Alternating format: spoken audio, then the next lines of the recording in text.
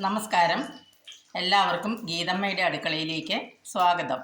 ഇന്നിവിടെ നമുക്ക് എന്താ പരിപാടി എന്നല്ലേ ഞാൻ ഇന്ന് നിങ്ങളെ കാണിക്കാൻ പോകുന്നത്. ഒരു മീൻ കറിയാണ്. അതായത് ഇവിടെ 1 കിലോ തിലോപ്പിയാണ് ഞാൻ എടുത്തിരിക്കുന്നത്. തിലോപ്പിയ പൊതുവേ ആർക്കും അത്ര വലിയ ഇഷ്ടമൊന്നുമുള്ള മീനാണെന്ന് തോന്നുന്നില്ല. ചിലപ്പോൾ ഒരല്പം ചേറിയവയൊക്കെ കാണും. അപ്പോൾ അതൊന്നും ഇല്ലാതെ വളരെ രുചികരമായിട്ട് ഇത് ഒന്ന് പൊള്ളിക്കാനാണ് ഞാൻ ഉദ്ദേശിക്കുന്നത്. അതിനുള്ള ചേരുവകൾ എന്തൊക്കെയാണ് എന്ന് നമുക്ക് നോക്കാം. ഒരു വലിയ സബോള കൊത്തി അരിഞ്ഞ് വെച്ചിട്ടുണ്ട്. പിന്നെ ഒരു 4-5 പച്ചമുളക് രണ്ടായിട്ട് കീറിയിരിക്കുന്നു. ഒരു 7-8 അല്ലി വെളുത്തുള്ളി ചെറുതായിട്ട് അരിഞ്ഞത്, ഒരു 2 ഇഞ്ച് ചതുര കഷ്ണം ഇഞ്ചി ചെറുതായിട്ട് അരിഞ്ഞത്, പിന്നെ ഒരു പിടി ചുമന്നുള്ളി, അത് ഇത്തിരി കൂടുതലുണ്ട്, 10-25 എണ്ണം ഉണ്ട്, അത് ചെറുതായിട്ട് അരിഞ്ഞത്.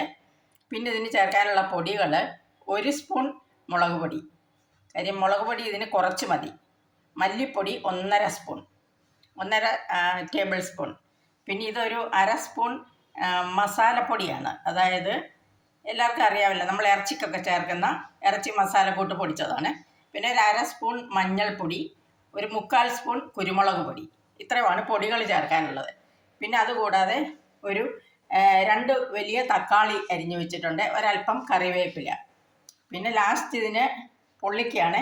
ലാസ്റ്റ് ഗ്രേവിക്ക് ഒരല്പം തേങ്ങാപ്പാൽ വെച്ചിട്ടുണ്ട്. തേങ്ങാപ്പാൽ നല്ല കട്ടിയായിട്ടാണ് വെച്ചിരിക്കുന്നത്. കാര്യം ഇതിന് ഒരു മുറി തേങ്ങ ഒരു 1/4 ഗ്ലാസ് വെള്ളം ഒഴിച്ച് അരച്ച് പിഴിഞ്ഞ് എടുത്തു വെച്ചിരിക്കുകയാണ്. പിന്നെ ഒരല്പം കടുകും. ഇനി നമുക്ക് പണി തുടങ്ങിയാലോ. അപ്പോൾ ആദ്യം കടുകിടാം. ചട്ടിയിൽ വെളിച്ചെണ്ണ ഒഴിച്ച് വെച്ചിട്ടുണ്ടായിരുന്നു, കടുകിട്ടു. ഇനി നമുക്ക് ഈ ഉള്ളിയും സബോളയും ആ ഐറ്റംസ് എല്ലാം ഇടാം. ആ ഉള്ളി, സബോള, ഇഞ്ചി, പച്ചമുളക്, വെളുത്തുള്ളി ഇതെല്ലാം ഇട്ട് ഇതൊന്ന് ചെറുതായിട്ടല്ല, ഇത് സാമാന്യം നല്ലപോലെ വാടണം. ഒരു ലൈറ്റ് ബ്രൗൺ കളർ ആകുന്നത് വരെ ഇത് കിടന്ന് മൂക്കട്ടെ. അത് കഴിയുമ്പോൾ നമുക്ക് തക്കാളി ഇടാം.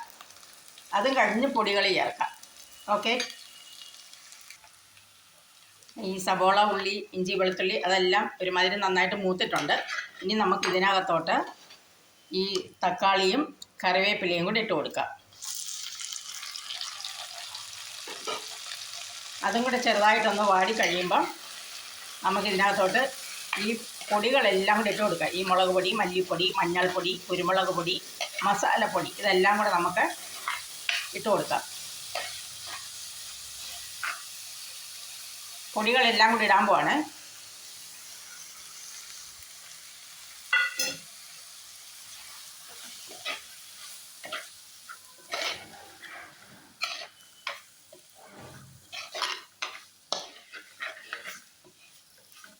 പൊടികളെല്ലാം ഒരുമാതിരി മൊരിഞ്ഞു. ആ പച്ചമണമൊക്കെ മാറി മൊരിഞ്ഞ മണം വന്നു തുടങ്ങി. ഇനി നമുക്ക് ഇതിനകത്തോട്ട് ഉപ്പ്, വെള്ളം, തക്കാളിയുടെ പുളി പോരാ, അതുകൊണ്ട് ഒരല്പം വിനാഗിരി ഇത്രയും കൂടെ ചേർത്തിട്ട് ഇതൊന്ന് തിളപ്പിച്ചെടുക്കാം. നമ്മുടെ കറിയുടെ ഗ്രേവി തിളയ്ക്കാറായി വരുന്നുണ്ട്. ഞാൻ ആ പൊടിയെല്ലാം ചേർത്തിട്ട് അതിൻ്റെ കൂട്ടത്തിൽ അല്പം വിനാഗിരിയും ഉപ്പും ബാക്കി വെള്ളവും കൂടെ ഒഴിച്ചതാണ് ഈ ഗ്രേവിയെ. ഇനി നമുക്ക് ഇതിനകത്തോട്ട് ഈ മീൻ കഷ്ണങ്ങൾ പെരക്കിയിടാം. 1 കിലോ മീനാണ്. 2 വലിയ തിലോപ്പിയ ആയിരുന്നു.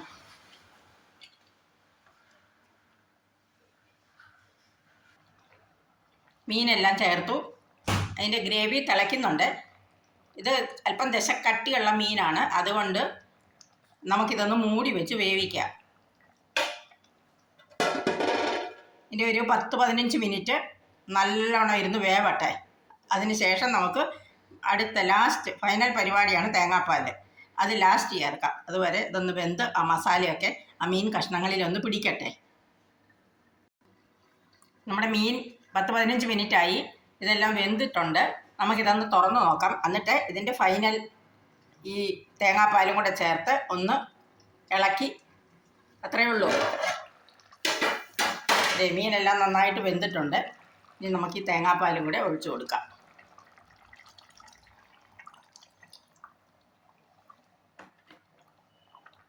തേങ്ങാപ്പാൽ ഒഴിച്ചിട്ട് പിന്നെ സ്റ്റൗ ഓഫ് ചെയ്യുവാണ്. ആ ഒരു ചെറിയ തിള മതി.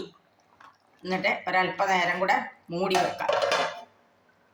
ഒരല്പം വായു പോകത്തക്ക പോലാണ് മൂടി വെക്കേണ്ടത്.